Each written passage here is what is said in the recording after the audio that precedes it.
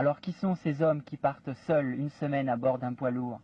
Des hommes provenant d'horizons très divers et depuis quelques années des jeunes formés dans des LEP spécialisés qui sont tous animés d'un même sentiment, celui de travailler avec une certaine liberté.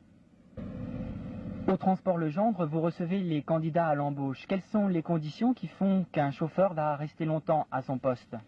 Eh bien, la principale est que celui-ci et sa compagne, s'il est marié ou fiancé, soient bien conscients des problèmes que cela risque de poser au couple, cette absence quasi permanente, si vous voulez, et puis aussi l'attrait de ce métier, car il faut vraiment aimer ce métier pour bien le faire et persévérer.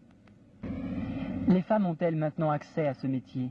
Depuis déjà plusieurs années, on les rencontre très fréquemment dans les transports en commun, même au niveau des autobus, des autocars, etc.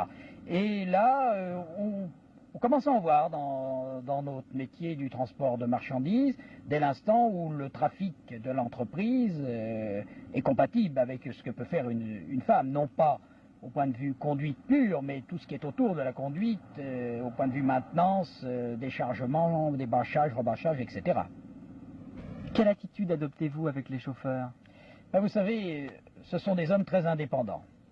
Donc il faut, tout en restant le dirigeant, le responsable du service, il faut faire preuve d'une certaine souplesse, de savoir interpréter, mettre du doigté dans les contacts avec ces hommes-là, tout en se faisant respecter, comme on le doit, au niveau où on se trouve dans la hiérarchie.